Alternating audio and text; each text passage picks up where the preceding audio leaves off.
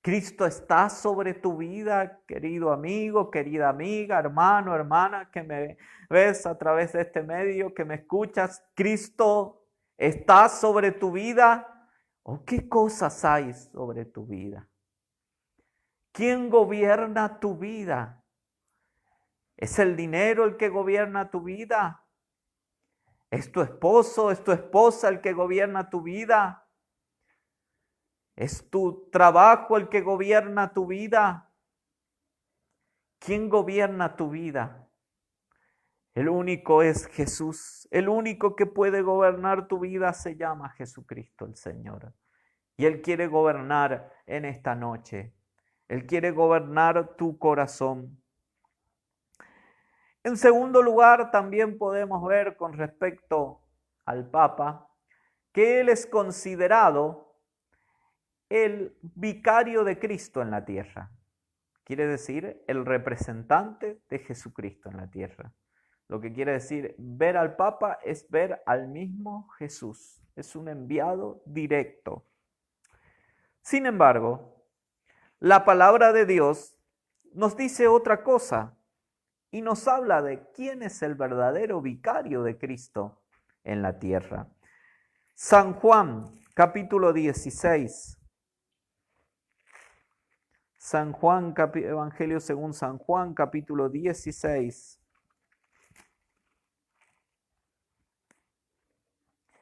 Versículo 5. Pero ahora voy al que me envió, y ninguno de vosotros me pregunta, ¿a dónde vas? Antes, porque os he dicho estas cosas, tristeza ha llenado vuestro corazón. Pero yo os digo la verdad, os conviene que yo me vaya, porque si no me fuera, el Consolador no vendría a vosotros, mas si me fuere, os lo enviaré. Y cuando Él venga, convencerá al mundo de pecado, de justicia y de juicio.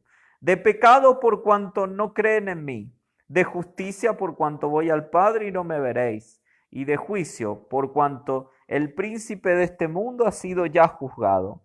Aún tengo muchas cosas que deciros, pero ahora no las podéis sobrellevar. Pero cuando venga el Espíritu de verdad, Él os guiará toda la verdad, porque no hablará por su propia cuenta, sino que hablará todo lo que oyere, y os hará saber las cosas que habrán de venir. Él me glorificará, porque tomará de lo mío y os lo hará saber. Todo lo que tiene el Padre es mío. Por eso dije que tomará de lo mío y os lo hará saber. Jesús les dijo, os conviene que yo me vaya, porque si yo no me voy, el Espíritu Santo no vendrá. Él iba a cumplir una labor y Él iba a guiar a toda verdad y Él iba a tomar de Jesús y lo iba a dar a conocer. El Espíritu Santo es ese representante de Cristo en la tierra, el que da a conocer las cosas del Señor. Jesús dijo, tengo muchas cosas para decirles, pero no las pueden sobrellevar en este momento. Pero cuando venga el Espíritu, Él os guiará toda verdad. Y Él me glorificará porque tomará de lo mío y os lo hará saber. ¿Cuán importante es el Espíritu Santo para dar luz a nuestras vidas, para revelarnos los misterios de Dios, para revelarnos todo lo que está en el seno del Padre, allí en el cielo mismo, todo lo de Jesús? Por eso era necesario el Espíritu Santo, era necesaria su venida. Porque cuando vemos en el libro según San Juan, el evangelista dice, y Jesús hizo muchas otras cosas, las cuales no alcanzarían los libros del mundo para escribir todas las cosas que Jesús hizo. ¿Usted cree que las cosas que Jesús hizo y que no están escritas, no están plasmadas, no son importantes? Sí, son importantes. Pero el Espíritu Santo opera. El Espíritu Santo nos trae luz y a través de la palabra nos revela aquellas cosas. Nos puede llegar a revelar cosas que Jesús hizo a través de otros pasajes de la Biblia, de lo que está escrito también. nos puede llevar a conocer más a Dios. Pero necesitamos la iluminación del Espíritu Santo, alguien que venga en nombre de Jesús y para explicarnos aquello que no entendemos tampoco, las cosas que no entendemos que suceden. San Juan también leemos capítulo 14, versículo 15, dice: si me amáis, guardad mis mandamientos, y yo rogaré al Padre, y os dará otro consolador, para que esté con vosotros para siempre, el Espíritu de verdad, el cual el mundo no puede recibir, porque no le ve ni le conoce, pero vosotros le conocéis, porque mora con vosotros y estará en vosotros. No os dejaré huérfanos, vendré a vosotros. Jesús dijo: yo vendré a ustedes. El Padre les dará otro consolador, otro ayudador, otro como yo, dice, para que esté con vosotros para siempre. Para siempre, dice. El Espíritu Santo venía para quedarse, para representar a Cristo en esta tierra. El Espíritu Santo es omnipresente, Él está en todos lados y Él viene en nombre del Padre, Él viene en nombre del Hijo y Él nos da a conocer todas las cosas de Él. Esto no quiere decir que Dios traiga revelación a nuestras vidas. También debemos tener cuidado porque hay muchos que malinterpretan esto y con mala intención y hablan de supuestas revelaciones, traen revelaciones que contradicen a lo ya revelado, que es la palabra de Dios. Las nuevas revelaciones que vienen van acompañando a lo que ya está revelado, a lo que ya está escrito, nos da luz sobre su palabra, nos trae visiones de cosas que vendrán, que pueden suceder, nos da ideas, proyectos también, nos da iluminación de la palabra de Dios, pero no contradice las Escrituras. Debemos tener en cuenta esto. Y cuando hablamos de palabras del Papa, muchas palabras de este líder contradicen lo que dice las Escrituras. Lo que las Escrituras revelan son contradecidas por los dichos de este hombre, de este líder. Es importante que entendamos que el Espíritu Santo es el único representante de Dios en la tierra. Es el único. No hay otro. El Espíritu Santo es el representante de Jesús, el vicario. Ahora, en tercer lugar, cuando hablamos del Papa, también tenemos que decir que en el Vaticano, es llamado Vaticano número 1, que es la primera reunión que se realizó en la ciudad del Vaticano para establecer ciertos dogmas aproximadamente en el año 1859 y fueron 4 sesiones donde la conclusión de todo esto fue que se declara como dogma la palabra infalible del Papa. Quiere decir que toda palabra que sale de la boca del Papa es infalible y no puede ser contradicha. Esa habla de la infalibilidad.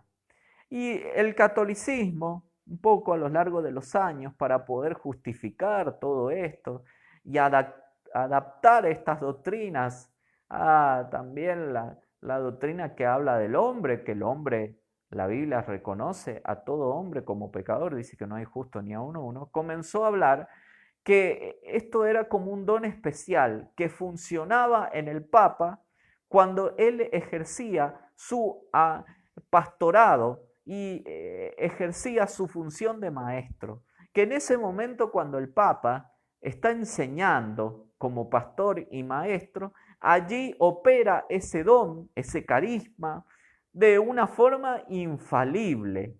Y estamos escuchando al Papa y estamos escuchando al mismo Dios.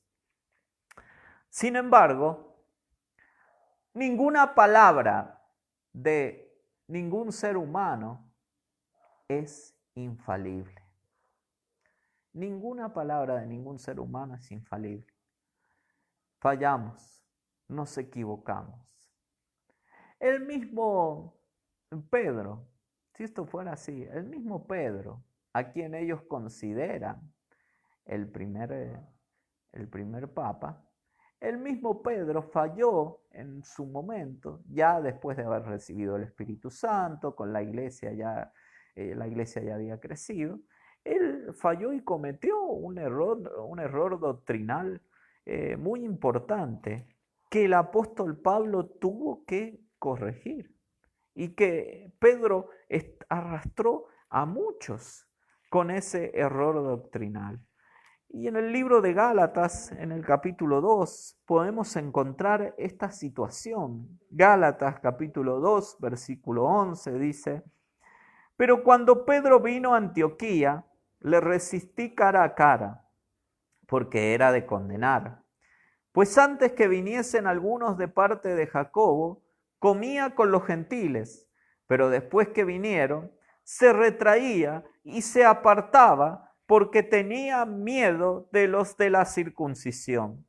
Y en su simulación participaban también los otros judíos, de tal manera que aún Bernabé fue también arrastrado por la hipocresía de ellos.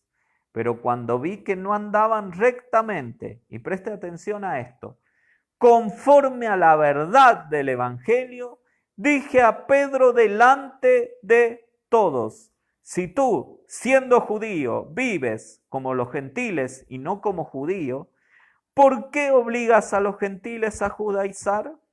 Nosotros, judíos de nacimiento y no pecadores de entre los gentiles, sabiendo que el hombre no es justificado por las obras de la ley, sino por la fe de Jesucristo. Nosotros también hemos creído en Jesucristo para ser justificados por la fe de Cristo y no por las obras de la ley, por cuanto por las obras de la ley nadie será justificado, dice.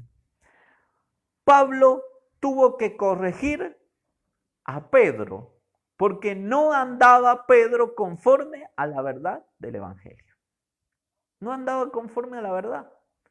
Porque Pedro, cuando estaba muy bien con los gentiles, pero cuando aparecían los judíos, conociendo que a algunos judíos no les gustaba, judíos cristianos, ya no les gustaba estar con los gentiles, inmediatamente se apartaba de los gentiles, los dejaba de lado. Y Pedro no andaba conforme a la verdad del Evangelio porque él, como líder de la iglesia, estaba haciendo acepción de personas, siendo que el mismo Señor ya había hecho un solo cuerpo. Había un solo cuerpo en todo esto. Era judíos y gentiles unidos en el cuerpo de Cristo. Entonces, Pablo lo dice claramente: tuve que resistirlo cara a cara porque no andaba conforme a la verdad del Evangelio. Yo le pregunto, si hoy resistimos al Papa cara a cara, ¿qué es lo que sucede? Si hoy alguien declara errores del Papa doctrinales, inmediatamente aparecen un montón de seguidores del Papa, un montón de religiosos, a hablar mal de los demás, de los que están refutando algo que el Papa ha dicho, a levantarse contra esto. Pero quiero decirle a usted, amigo católico, católica que nos escucha, si usted lee la Biblia, si usted abre la palabra de Dios y le pide a Dios, con un ánimo de aprender, le pide a Dios realmente que le muestre la verdad, usted se va a dar cuenta. Usted va a entender que hay muchas cosas que son mentiras del catolicismo y que sirven también para manipular a las personas. Después, también Pedro ya tenía un mal concepto respecto a esto. Jesús le tuvo que enseñar que el Evangelio era para los gentiles también, cuando baja un un atado de animales, reptiles, cuadrúpedos del cielo, un lienzo baja del cielo, y Jesús le dice, mata y come. Y Pedro le dice, no, porque ninguna cosa inmunda he comido. Y el Señor le dice, a lo que yo he limpiado con mi sangre, no le llames tú común, le dice a Pedro. Otro error doctrinal de Pedro. Entonces vemos que no hay infalibilidad. En primer lugar, la palabra de Dios es infalible. Es la única infalible. Las palabras que salieron de la boca del Señor. Y podemos leer en Mateo capítulo 24. Mateo capítulo 24, versículo 35. Dice, el cielo y la tierra pasarán, pero mis palabras no pasarán. Nos revela una característica de la palabra de Dios, que la palabra de Dios es eterna. Y el contexto nos habla del regreso del Señor Jesucristo y de cosas que se están cumpliendo. La palabra de Dios es eterna. El cielo y la tierra, un día el cielo y la tierra, aunque le cueste creerlo, un día el cielo y la tierra van a perecer, van a desaparecer y va a haber cielos nuevos y tierra nueva. Pero la palabra de Dios va a permanecer. Aún en el cielo nuevo y en la tierra nueva, la palabra de Dios se seguirá proclamando, se seguirá enseñando, seguiremos conociendo más a Dios. Porque a un Dios eterno se lo puede conocer solamente durante la eternidad. También la palabra de Dios es segura. Segunda de Pedro capítulo 1, versículo 19. Dice, tenemos también la palabra profética más segura, a la cual hacéis bien en estar atentos como a una antorcha que alumbra el lugar oscuro, hasta que el día esclarezca y el lucero de la mañana salga en vuestros corazones. Entendiendo primero esto, que ninguna profecía de la Escritura es de interpretación privada, porque nunca la profecía fue traída por voluntad humana, sino que los santos hombres de Dios hablaron siendo inspirados por el Espíritu Santo. Dice que es segura la palabra de Dios. Es la palabra profética más segura. No es la palabra del Papa la más segura. Es la palabra de Dios. Se refiere a la palabra escrita. Después dice que ninguna profecía de la Escritura es de interpretación privada. No está reservada la interpretación de la palabra de Dios exclusivamente a la Iglesia Católica o exclusivamente al Papa.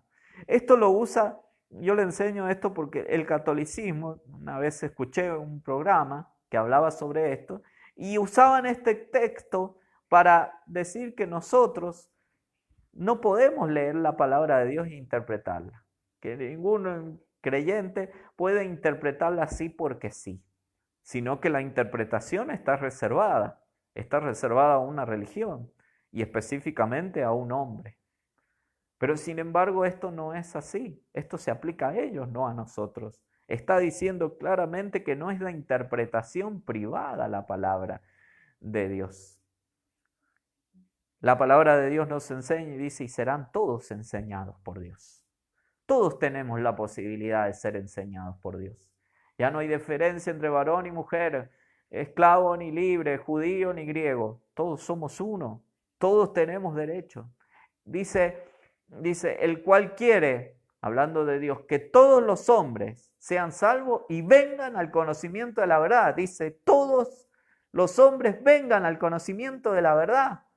El anhelo del Señor es que todos los hombres vengan al conocimiento de la verdad. Que todos los hombres tengan la posibilidad de tener acceso a la verdad. Imagínense si el Papa fuese el representante de Cristo. Al Papa lo puede ver solamente algunas personas. Algunas personas solamente puedan ver al Papa, si usted ha prestado atención. Y sobre todas las cosas son los políticos, los famosos, son las personas que tienen acceso al Papa. Usted ha prestado, yo quiero que usted, que profesa el catolicismo, reflexione sobre estas cosas, porque estas cosas están claras, no cualquiera tiene acceso al Papa. ¿No le llama la atención eso? ¿Usted cree que Dios es un Dios? El Papa se identifica con ese Dios que quiere que todos los hombres sean salvos y vengan al conocimiento de la verdad. ¿Se corresponden esas figuras? Yo creo que no. Debería pensarlo bien a la luz de la palabra de Dios, como lo estamos explicando en este momento. Y dice, porque los hombres de Dios, los santos hombres de Dios, hablaron siendo inspirados por el Espíritu Santo. Los santos hombres de Dios. La Biblia llama a todo aquel que ha sido lavado por la sangre de Jesucristo santo.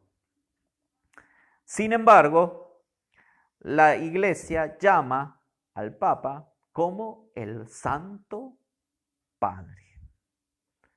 Y viene de una palabra griega que se traduce papas, que significa padre. Algunos le atribuyen otro significado, habla del patriarca también. Es como el Papa es como el patriarca de la Iglesia. Es el líder supremo. Sin embargo, la Escritura, como vemos claramente, no nos enseña esto. Y nos dice algo referente también a llamar Padre al Papa. Y podemos leerlo en el Evangelio según San Mateo, capítulo 24. San Mateo, capítulo 23, 23, versículo. Desde el versículo 1 vamos a leer para entender, dice. Entonces habló Jesús a la gente y a sus discípulos diciendo, en la cátedra de Moisés se sientan los escribas y los fariseos. Así que todo lo que os digan que guardéis, guardadlo y hacedlo. Mas no hagáis conforme a sus obras, porque dicen y no hacen. Porque atan cargas pesadas y difíciles de llevar, y las ponen sobre los hombros de los hombres, pero ellos ni con un dedo quieren moverlas. Antes hacen todas sus obras para ser vistos por los hombres, pues ensanchan sus filacterías y extienden los flecos de sus mantos y aman los primeros asientos en las cenas y las primeras sillas en las sinagogas y las salutaciones en las plazas y que los hombres los llamen rabí, rabí. Pero vosotros no queráis que os llamen rabí, porque uno es vuestro maestro, el Cristo, y todos vosotros sois hermanos.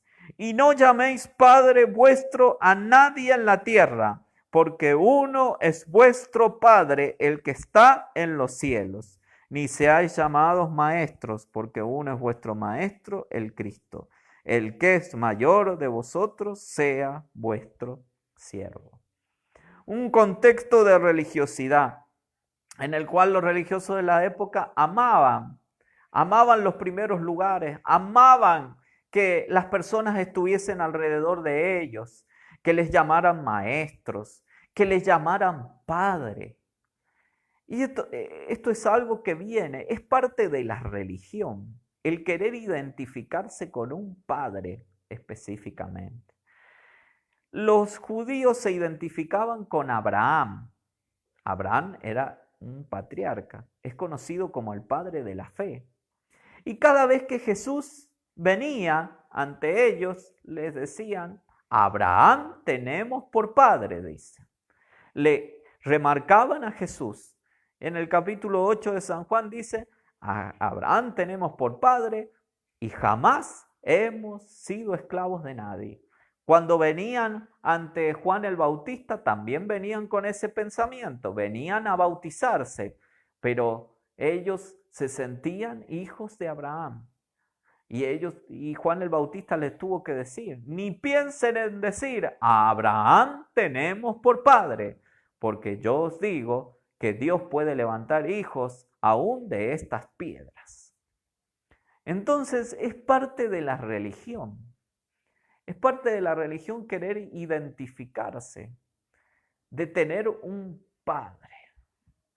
Los judíos, su padre Abraham, que es el padre de la fe, es un siervo de Dios.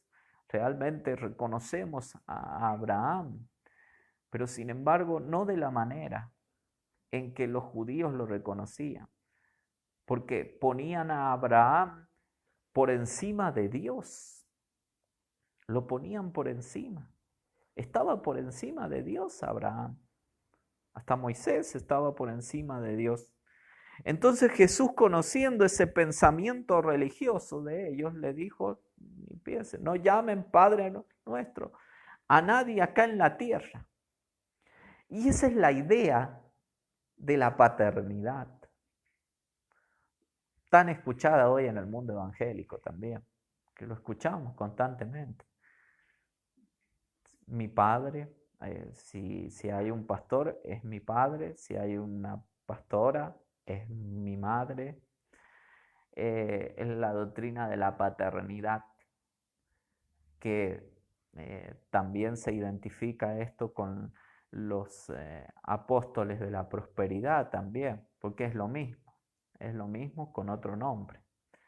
Y lleva implícita la idea de supremacía, de dominio, porque no ve a los ministerios, no ve al líder como una función, no ve al liderazgo como una función, sino que lo ve como un puesto de superioridad, de jerarquía religiosa.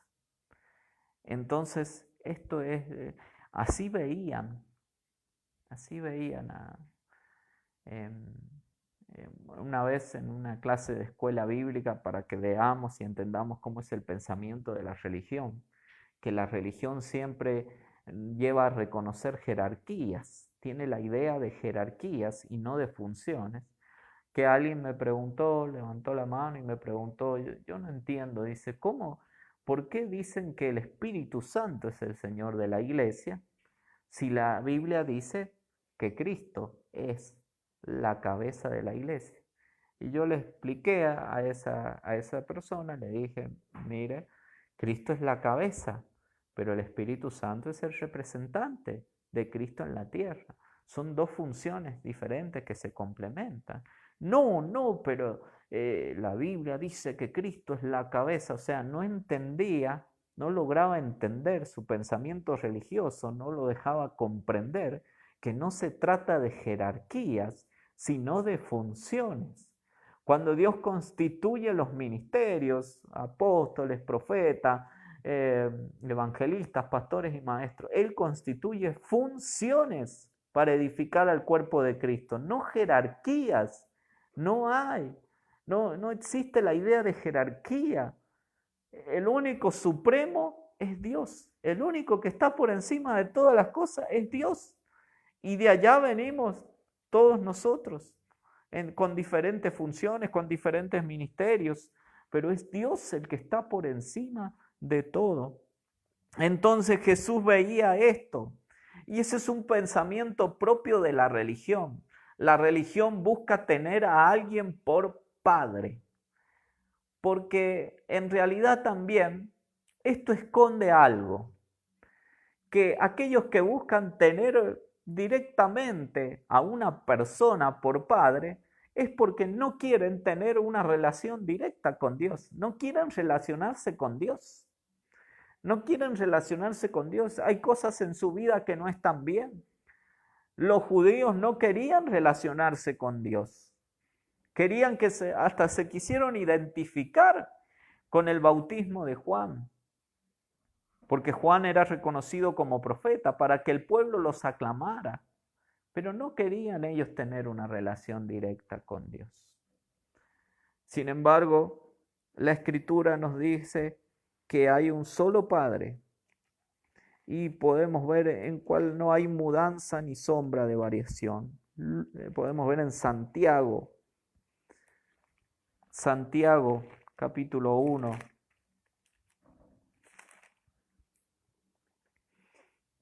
Versículo 17 dice, Santiago 1:17, toda buena dádiva y todo don perfecto desciende de lo alto, del Padre de las luces, en el cual no hay mudanza ni sombra de variación. Él, de su voluntad, nos hizo nacer por la palabra de verdad, para que seamos primicias de sus criaturas.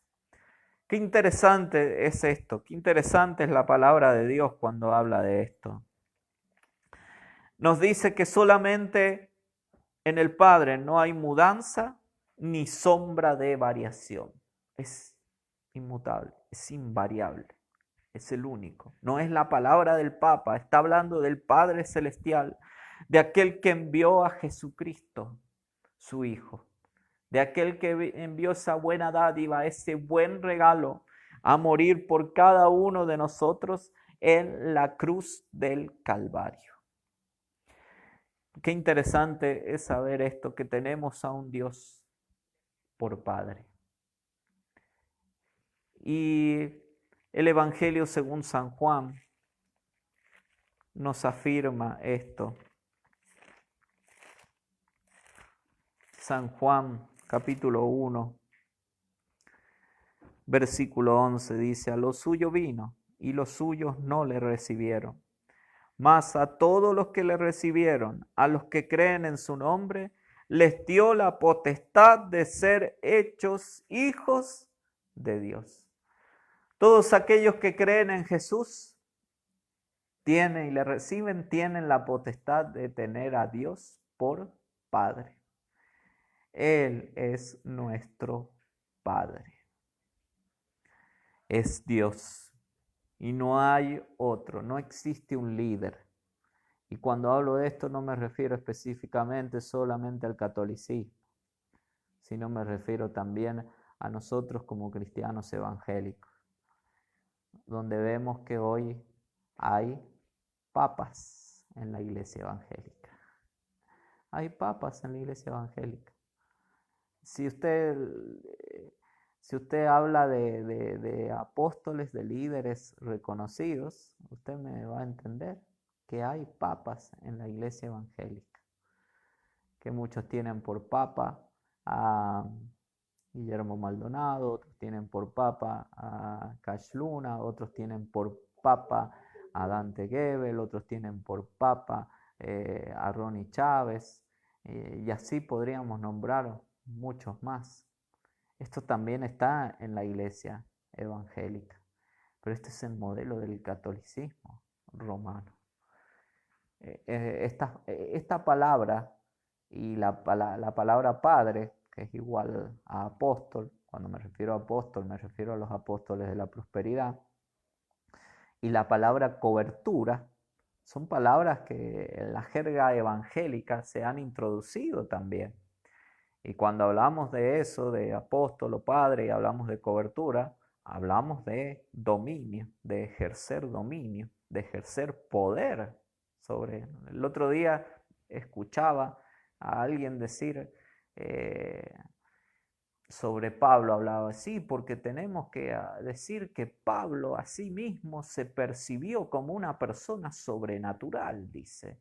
Y esto lo dijo el apóstol Maldonado. Y yo me quedé sorprendido cuando dijo esto. Porque cuando hablamos del apóstol Pablo, si bien es cierto, Pablo fue arrebatado hasta el tercer cielo, dice, donde oyó palabras inefables, que no les da al hombre a conocer, él siempre se consideró a sí mismo. En Romanos, Pablo dice, miserable de mí, ¿quién me librará de este cuerpo de muerte? Eso es una de las cosas que dice Pablo. Pablo también hablaba de sus debilidades, de un aguijón en la carne, de un mensajero de Satanás que lo abofeteaba, para que no se gloriara, dice, por la grandeza de las revelaciones que él había tenido. Pablo se consideraba a sí mismo como un abortivo, dice. Y al último, dice Pablo, se me apareció a mí como un abortivo, dice. Y no soy digno de ser llamado apóstol de Cristo porque perseguía a la iglesia de Jesús, dijo Pablo. Pablo se percibía a sí mismo como lo que era, un ser humano, con fallas, con errores. El mal que no quiero, ese hago, decía Pablo en todo esto. Pablo, el que tuvo una disputa con Bernabé también.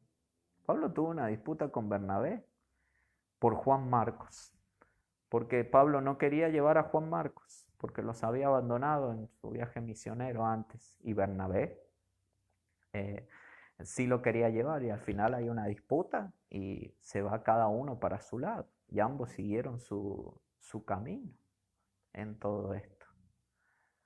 Pablo era una persona, eran personas como cualquiera de nosotros los apóstoles, y Pablo murió decapitado. Sería un fracaso para hoy. Para un apóstol, para un padre de la época en el cristianismo sería un fracaso hoy morir decapitado. Pero Pablo murió decapitado. Qué cosas a veces, ¿no? Decimos, ponemos la mirada en el Papa, pero tenemos que mirar para adentro de la iglesia también.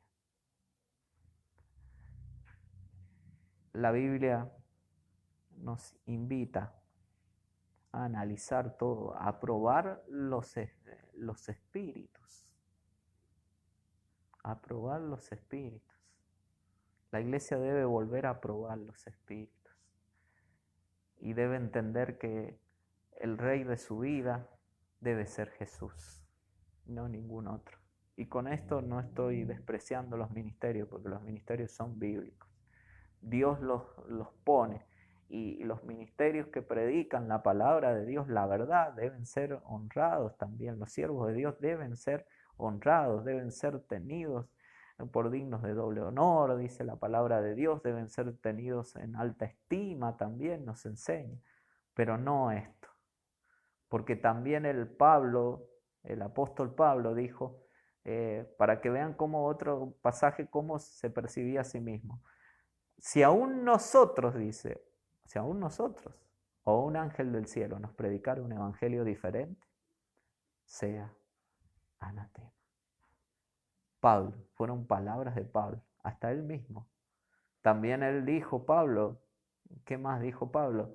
No vaya a ser que habiendo sido heraldo, habiendo sido un soldado de batalla, termine siendo eliminado.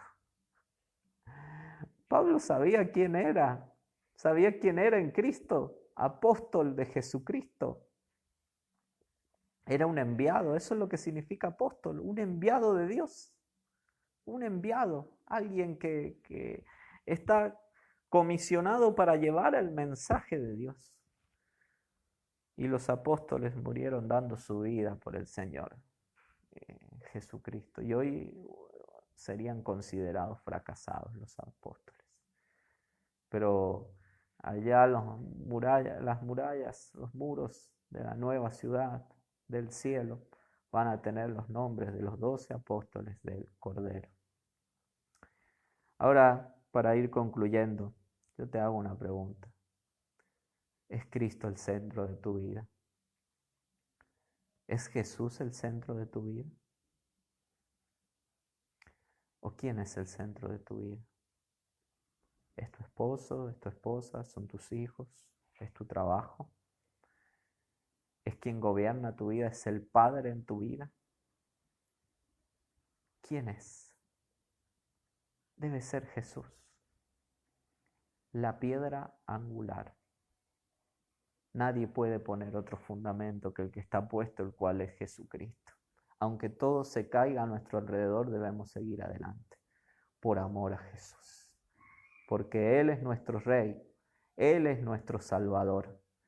Y debemos en esta noche reconciliarnos con Él, acercarnos, renunciar. Si hemos tenido a alguien verdaderamente por Padre que ha ocupado el lugar de Jesús en nuestra vida, debemos renunciar a eso y Jesús debe ser el centro de nuestras vidas. del centro de nuestra familia, el que gobierne nuestra vida, el que gobierne nuestra familia, el que gobierne nuestro ministerio, debe ser Jesús. Podemos orar en esta noche. Señor, en el nombre de Jesús, te damos gracias por tu presencia. Te damos gracias, Jesús, porque tu palabra es clara, Señor. No admite, Señor, dudas, Dios mío. Y tú eres el espíritu de la profecía, Señor. El espíritu de la profecía no es ningún hombre en particular, Señor. El espíritu de la profecía, Señor, no es en ninguna persona, ningún hombre, ninguna mujer reconocida o que tenga una situación de eminencia con respecto a otros, Señor. Jesús, claramente el espíritu de la profecía, el centro de la profecía de la palabra es tu persona, Jesús, porque la verdad es una persona y eres tú, Jesús. Señor, te pedimos perdón si hasta ahora no te hemos tenido como el centro de nuestras vidas, como lo primero, Señor Jesús. Si no hemos tenido a Dios por Padre, Señor, y nuestro Padre ha sido otra persona, Señor, nos hemos aferrado a otras personas, Señor, antes que a ti, Jesús. Señor, ayúdanos, Señor Jesucristo, a volver a ti. Tú eres el centro de nuestra vida y nadie puede ocupar, Señor, el lugar que tú te mereces, Señor. Jesús, toda la gloria, toda la honra y toda la alabanza te pertenecen. Nos volvemos a ti, Señor, en esta noche. En el nombre de Jesús. Y te pedimos por la iglesia de Cristo, que la iglesia, Señor Jesús, se vuelva a ti, Señor. Y abandone, Señor, aquellos papas, Señor, evangélicos, esos falsos profetas, Señor Jesucristo, que encubiertamente han entrado, Señor amado, vestidos, Señor Jesús, de ovejas, Señor, pero por dentro son lobos rapaces, Señor. Ayúdanos, Jesús, a volver, que la iglesia recupere el discernimiento perdido, Señor Jesús, aleluya. Jesús, los cristianos en Berea no eran como la iglesia de la actualidad. Los cristianos en Berea tomaban la palabra y veían verdaderamente si todo estaba fundamentado en las Escrituras. Aleluya. Aun cuando eran apóstoles que habían estado con Jesús, que habían sido testigos de su resurrección, ellos sin embargo se fijaban en las Escrituras. Aleluya. Porque no hay ningún hombre infalible, no hay ninguna mujer infalible, aleluya. Solamente tú eres infalible, solamente tu palabra es eterna y infalible, Señor. Ayúdanos a volver a las Escrituras, Señor amado, aleluya. Que sean la base de nuestra vida, Señor, y que el Espíritu Santo, que es el único representante tuyo en la tierra, nos ilumine para comprender cada vez más las Escrituras. Señor, te pido por aquellos que están escuchando este mensaje por primera vez, Señor, tal vez por aquellos católicos, Señor, que escuchan en esta noche y que se están dando cuenta, Señor, del error. Dios mío, concédeles arrepentimiento en esta noche, Señor. Oh Jesús, aleluya, que se vuelvan a ti de todo corazón. Señor, y que te acepten en sus vidas como su Señor y su Salvador, aleluya. Jesús, gracias, gracias por tu presencia, Señor, en esta noche. Gracias, Cristo, gracias, en el nombre de Jesús. Amén y amén. Damos toda la gloria al Señor Jesucristo y le damos las gracias por poder escuchar nuevamente la palabra de Dios y comparta este mensaje con sus amigos, con sus familiares, para que muchos conozcan al Señor Jesucristo, aleluya, para que muchos experimenten el amor de Dios en su vida. El Señor Jesucristo viene pronto y Él quiere que estemos unidos a Él. Y como conclusión del mensaje, hemos elegido un Padre Santo y no un Santo Padre. No elijamos un Santo Padre, una santa persona como el centro de nuestras vidas, sino que Dios debe ser el centro de nuestras vidas, en el cual no hay mudanza ni sombra de variación. Damos las gracias al Señor. Si usted ha recibido a Jesús en su corazón, puede enviarnos su comentario, puede enviarnos un mensaje por privado para tomar contacto con usted al Facebook de la Iglesia Evangélica Filadelfia de San Juan, o también le invitamos a que se suscriba. Recuerda, debe suscribirse en el canal de YouTube. Tenemos un canal de YouTube donde estamos subiendo las predicaciones que están grabándose a través de Facebook, que transmitimos en vivo, también lecciones para niños. Se están subiendo allí, pero debe suscribirse. Cuando usted encuentre allá en YouTube el canal de YouTube de la Iglesia Evangélica Filadelfia de San Juan, aparece una opción que dice suscribirse. Usted tiene que hacer clic allí y va a quedar suscrito allí al canal para que reciba las notificaciones cuando se suba. Recién estamos comenzando con ese canal, cuando se suban predicaciones nuevas, que tal vez quiere volver a escucharlas o recomendarle esas predicaciones a otras personas, y para que todos tengan acceso también al mensaje del Evangelio. Así que suscríbase, recuerde, Iglesia Evangélica Filadelfia de San Juan, canal de YouTube, usted lo busca, lo encuentra allí, hay una opción que dice suscribirse, está en letras mayúsculas, hace clic allá y va a quedar suscrito allí al canal de YouTube. Le damos gracias nuevamente, lo invitamos para toda esta semana. Mañana viernes va a estar la hermana diaconisa Agustina Pérez compartiendo la palabra de Dios. El sábado a las 11 de la mañana va a estar nuestro hermano presbítero Lucas Ávila compartiendo una lección para los niños. Por la noche, sábado a las 21 horas, la hermana María Rojas va a estar compartiendo la palabra del Señor. Y el domingo nos volvemos a encontrar. Quien les habla les va a estar compartiendo también otro mensaje de la palabra de Dios. Y también, por último, decirles que hemos comenzado a tener el templo abierto, nos han dado permiso para todos aquellos que viven en la provincia de San Juan y quieren acercarse, quieren asesorarse más con respecto a las actividades de la iglesia, lo que puede llegar a venir después de que pase esta cuarentena. El martes, los días martes, estamos de 10 a 12 y por la tarde de 14 a 16. Y el sábado también en el mismo horario, de 10 a 12 y de 14 a 16. La iglesia está ubicada en calle La Madrid, 1485 Este, barrio Camilo Rojo, Santa Lucía. Así que usted puede encontrarnos, puede buscar la dirección también en el Google y ahí la va a poder encontrar para con mayor exactitud acercarse en esos horarios. Reitero, martes de 10 a 12 en la mañana y de 14 a 16 en la tarde, o el sábado de 10 a 12 en la mañana también y de 14 a 16 en la tarde. Y allí puede encontrarnos y puede recibir también asesoramiento y comentarnos sus necesidades. Así que si usted está en Sonda también, allí en la calle San Martín sin número, también el sábado de 14 a 16 va a estar allí el templo abierto para que usted pueda acercarse a orar, o también en el barrio Santa María. Allí usted puede comunicarse, barrio Santa María en Chimba, puede comunicarse al Facebook de Romina Guevara y allí puede también coordinar con ella los horarios, recibir asesoramiento en cuanto a esto.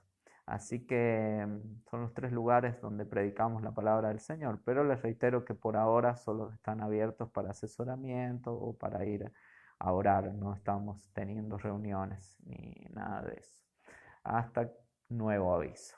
Pero nos vamos a encontrar, nos vamos a seguir encontrando a través de este medio, tener las predicaciones, nuestros cultos a través de este medio. Le doy gracias por habernos acompañado en esta noche y nos vemos. Hasta la próxima.